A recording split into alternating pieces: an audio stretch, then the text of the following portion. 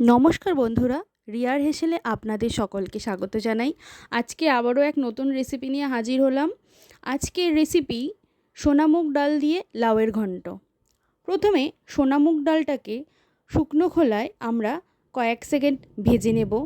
এরপর ওই ডালের মধ্যে সামান্য পরিমাণ সর্ষের তেল দিয়ে আবার বেশ কিছুক্ষণ ধরে সুন্দরভাবে নাড়িয়ে চাড়িয়ে নিতে হবে, যতক্ষণ না কালারটা একটু লালচে হচ্ছে। যখনই কালারটা লালচে হবে সেই পর্যায়ে আমরা ডালটাকে নামিয়ে রাখব।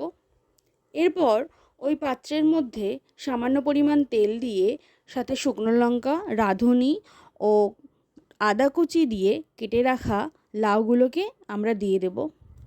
এরপর স্বাদ অনুযায়ী ঝাল দিয়ে দেব। কাঁচা লঙ্কা আমি বেশ খানিকটা দিয়েছি। এই পর্যায়ে আমরা এর মধ্যে জিরার গুঁড়ো, সাথে ধনিয়ার গুঁড়ো ও সামান্য পরিমাণ হলুদ গুঁড়ো দিয়ে সমস্ত কিছুকে ভালো মতো মিশিয়ে নেব। এখন স্বাদ অনুযায়ী লবণ দিয়ে দেব। লবণ দেওয়ার পর দেখবেন লাউগুলো থেকে জলটা গলবে, তখন ভেজে রাখা সোনামুগ ডালটাকেও এর মধ্যে আমরা দিয়ে দেব। কিছুক্ষণ নাড়াচাড়া দেওয়ার পর যখন সমস্ত জলটা টেনে যাবে, তখন স্বাদ অনুযায়ী চিনি দিয়ে আবারও কিছুক্ষণ ধরে নাড়িয়ে চাড়িয়ে নিলেই তৈরি হয়ে যাবে সুস্বাদু ও একেবারে নিরামিষ একটা রান্না।